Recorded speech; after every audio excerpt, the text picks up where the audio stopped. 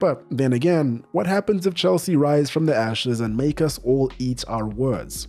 I'll be the first to admit I was wrong, but I don't know, man. The likelihood of that, it doesn't seem high right now. Well. If it isn't the consequences of my own actions, what a difference a couple of months can make on how you view things in football. Not too long ago, Chelsea were a team causing a lot of confusion. Questionable spending, signings, results, and where has that gotten them? Second place. More goals scored than any team in the league, a wide variety of goal scorers too. Enzo Fernandez is playing the kind of football we all expected him to from the start. Caicedo is brilliant. Nkunku is actually playing. Sancho is tapping the badge. Cut that out, you're still on loan. Palmer is just a cheat code, and Enzo Maresca is looking like the perfect fit. The only odd one out in the current top four is Arteta, and I don't have to explain why. Remember when we all mocked their squad size? This is the side that beat Aston Villa 3-0, and this is the side that beat Southampton 5-1 only 3 days later. 7 changes, including the goalkeeper. Going into the busy year-end period, this is a scary prospect. Now, whether they can keep everyone happy in the long run is a whole other question. From fighting over penalties to smiling when they literally stop each other from scoring, the vibes are immaculate. It's happy days. What more can you ask for as a fan of a team that was very recently written off? I can't say I know the feeling. We've come to the point of the year where I think we're all entitled to ask a crazy but totally warranted question. Are Chelsea title contenders? Hello, welcome back. I'm Tinashe. How you doing? I'm doing pretty well, thanks. That's as far as this conversation can go. This is a recording. You know, I feel like every time I say something, the opposite comes to fruition. Liverpool have plugged all the leaks in their defense? Not quite. Kylian Mbappe is going to immediately live up to his 150 million euro signing on bonus. Hasn't happened yet. United could pull one over on Arsenal. Can somebody please nerf the corners already? In case you were wondering, on big match days, I have my Ultimate 3 monitor setup propped up in front of me. On a recent occasion, it was Arsenal United, Chelsea Southampton, and Liverpool Newcastle. An unbelievable set of games. Minus the corners. I've said this multiple times before and I'll say it again. In this year's league, Liverpool are the best team to watch. Not because they're the most dominant per se all the time, but just because they always put on a show. Chelsea, they seem to be catching up to them in that regard. And against Southampton, they were really trying to pump up the goal difference. Here's a shot just before Sancho's goal. There's no reason to be this committed in the attack in the 87th minute at 4-1 up. And honestly, they probably should have scored a hell of a lot more, at least 5 more goals. They were so fluid, so dominant, and Southampton had no answers to them just overwhelming them. Sure, it is Southampton, they were on a red, they are bottom of the table, they weren't very good, but we can still praise Chelsea for an impeccable performance. Plus, these are the exact sort of games that they've been losing for the past couple of years, the ones that they're supposed to win. Ironically enough. There is still some work to be done against the traditionally bigger teams, but the foundation is there. I don't think anyone that actually pays attention to football was ever questioning the overall quality of the players that they were bringing in. I mean, everyone was after, Caicedo, Nkunku, Fernandez, even Mykhailo Mudryk. It was more about the money that was being paid for them, how they would fit all these puzzle pieces together, and the frequency of the spending. And while I still believe that the money they were paying was exorbitant, I don't think I'm alone in thinking that. I don't think any player is worth over 100 million euros or pounds or whatever. That's just silly. Let alone 2 players in as many windows. But maybe Chelsea were onto something here. Obviously, the criticism wasn't coming from nowhere. There were real reasons for why people felt the way they did. Romelu Lukaku only just transferred out of Chelsea, for example, and he hasn't even been in the UK for over 2 years now. Adding on to that, if you didn't know, the owners of Chelsea have been at each other's throats about how to run the club for months now. A lot of factors seem to have been contributing towards this. The poor initial performances, how hands-on the ownership should really be, and how much delegation should be done. I believe that Bowley actually wanted to keep Pochettino on, whereas the rest didn't. Reportedly, Todd Bowley and Bedard Igbali barely speak to one another and are potentially even looking to buy each other out. Everything is cyclical, especially in football. Narratives exist from moment to moment. One day we're laughing at Man City for having a terrible run of form. The next day, they're winning the league. It's the circle of life, which is why I think it's important for us to focus on the positives while we still can. Who knows? Maybe the mood, the fact that everything is brighter around Stamford Bridge, means that the owners have reconciled. maybe not. And more so on the positives, it seems Chelsea have seemingly brought in the right guy to make sure all those puzzle pieces interlink. He had and continues to have many doubters. With only 1 year of managerial experience as a head coach before he joined Chelsea, Maresca may not have seemed like the obvious choice to many. He won the championship with Leicester the year prior, sure. He had been Guardiola's assistant at City for a long while too. So he was in all the right rooms, and you can see the Guardiola influence in how Chelsea set up. But given the state that Chelsea were in over the course of last season, I don't think that there were many people that would have been able to come into the club and actually make the fans and everyone around happy with the decisions being made, if anyone at all. And this man was a relative unknown in the world of top clubs. He's only 44 years old, but Maresca is a man that Chelsea's hiring team knew would exhibit a level of commitment that would produce the highest possible probability of success. When he was 18, he couldn't speak English, yet moved to West Brom to start his playing career. He got a move back to the biggest team in Italy 2 years later. However, his most successful stint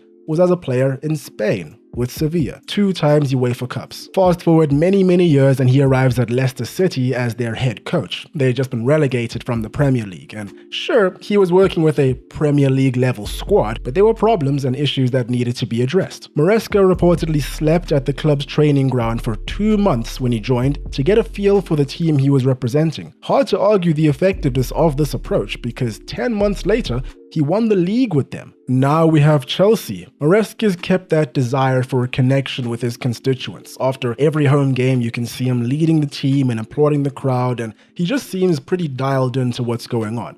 Now, his methods may not be immediately supported or understood, but goddammit, they're getting results. Only a few weeks into the season, one of Chelsea's highest earners and a 9-figure man was being openly racist with the Argentina team. His own teammates were publicly unimpressed. He was rewarded with the captaincy on his first game back.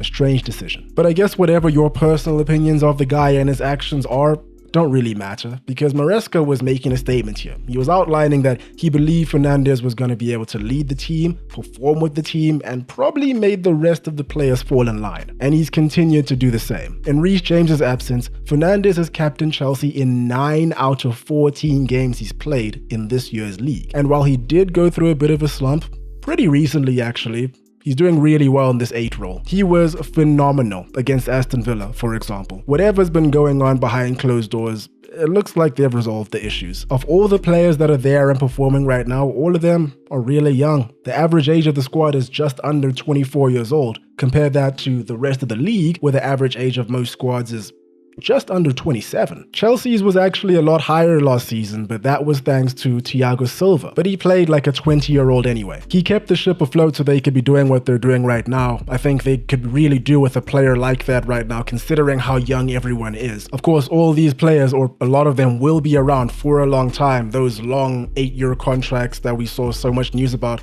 ensure that. If Chelsea are able to maintain this level of performance over the course of the season, or, going beyond that, we're all going to look back at this business that they've done as a masterstroke. City are going to need to rebuild and maybe find a new medical team. Liverpool might need to do the same, at least in attack and defense, pending some movements here and there. Chelsea look like they've already secured the next 4 years of the spine of their team at the very least, and right now, we're witnessing them approaching peak season fitness. They're pressing relentlessly, they're dominating possession, and that's where we can see the Guardiola influence and how Maresca tries to do things. We see the trusty 4-3-3 or 4-2-3-1 that becomes a 4-2-4 in attack, but I would say that there's a lot of freedom in Maresca's Chelsea. It's not a 1-for-1. The choice to be less rigid has really benefited a lot of those attacking guys and has led to that variety of goals that I was talking about. We're seeing a lot of innovation from the likes of Palmer, Madueke, Felix, and increasingly so, Sancho. Over here, we're seeing the heat map of Jeremy Doku on the left and Savinho on the right. It's quite obvious what their instructions have been. Their area is defined, and they're expected to stick to it. Here is the Pedro Neto, Jadon Sancho, Noni Madueke, and Mikhailo Mudryk heat maps. There's similarities here at points, and there's even trends and responsibilities, but it's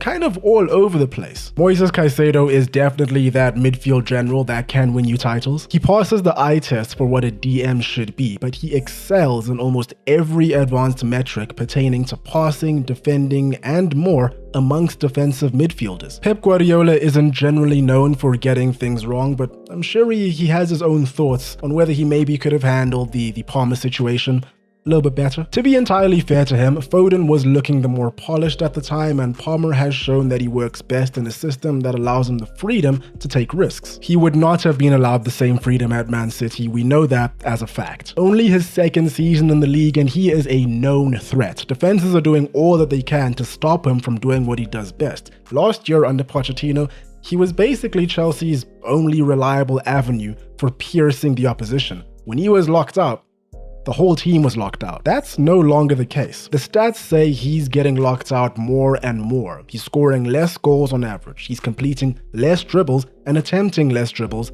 And above all else, he's drawing almost triple the number of fouls he did last season. Apart from him being targeted right now, which is definitely the case, another simple explanation for why this is happening is that he's been moved more centrally into the pitch for Chelsea right now, into more congested areas where there's bound to be more bodies. Despite all of that and the drop in some of his numbers, Chelsea are doing significantly better than they have done for several years now. It's a tale pretty much as old as time. Overcommit on one player who you deem to be the biggest threat, and the remaining players that you've left free will be eating very good. Noni Madueke has been a standout in terms of improvement. He's still not very consistent. Pochettino echoed as much last season. Maresca has done the same this season, but he's unplayable when he wants to be, even if he may not like Wolverhampton that much. When he gets it on the right side, he can do a lot of damage. Again, ask Wolves, he scored the same goal against them 3 times in a row.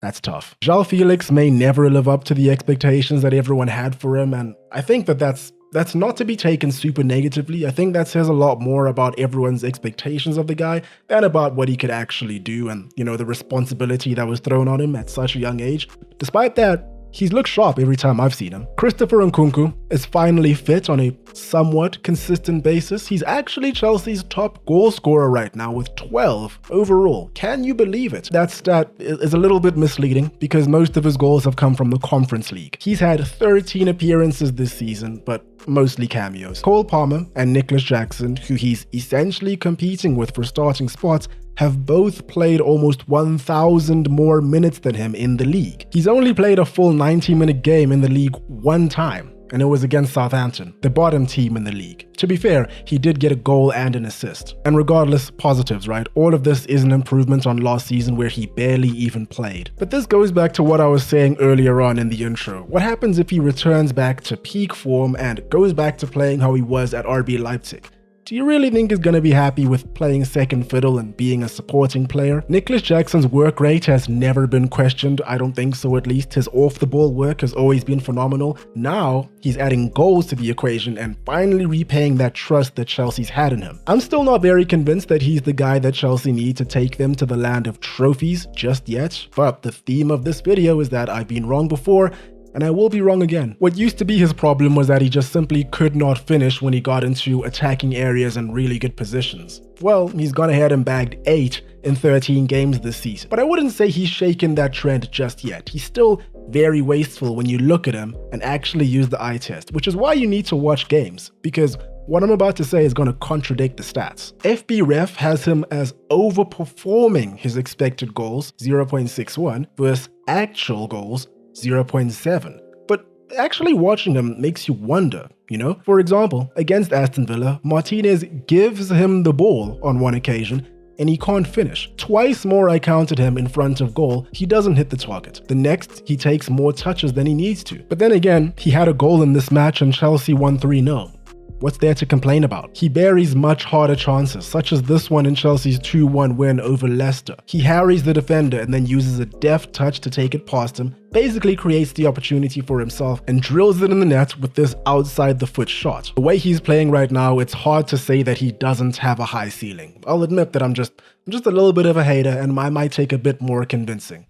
At the end of the day, my opinion doesn't actually matter. Pedro Neto is just rapid, isn't he? Check out his assist for Jackson against Newcastle. Unreal pass from Palmer before that to set him loose. Still, I would say that his standout performance so far this season has come against Arsenal, where he played on both wings at various points of the game. Should have had an assist, but Gusto skied it. And then he goes ahead and levels it for Chelsea with an absolute rocket. The loss of Wesley Fofana is a very big one. The man is a freak athlete. Again, Chelsea do have a roster of suitable replacements, but that doesn't make this any less tragic. I was reading the other day that Fofana has been told that he's going to play with pain for the rest of his career, which is just awful. You know, he's so young. But I also know that this is a recurring problem for most Premier League players. All of your favorite players right now are probably playing through some sort of injury, even if it's just a niggling one. So tip your hat to them. Onto a bit more of a negative point when it comes to defense. Chelsea, because of the way they play, do have a tendency to overcommit, you know, both in attack and in the counter press. But it's because they have the freak athletes like the Fofanas and the Colwills and whatnot that they're able to do this. We also have to remember that they are still a young team of players that have mistakes in them at times. A cool head like Thiago Silva reinforcing concentration could definitely help quite a lot. Watkins got the better of Fofana many times in the Villa match. I believe it was still 1-0 at this point in this particular snip. Who knows what could have happened had he been more clinical. And even though he stopped Watkins here, the biggest question mark in terms of their team building has to fall on the head of Robert Sanchez. He's not very convincing when it comes to decision making. Every time that I've seen him, he's benefited from the fact that Chelsea are a lot more solid in terms of the defense this season than they have been in a couple of previous years, but he's a little too prone to error. From a broader perspective, Chelsea, they do have a massive squad. You know, they have enough players. They've signed the Justice League, the Avengers, insert another pop culture team for comedy purposes. Now I hope that they'll just be signing less players and being more specific in terms of what they need from January and beyond. And speaking of the next month, they could come out of it in extraordinary fashion. Between now and January 25th, 2025, when they face Man City,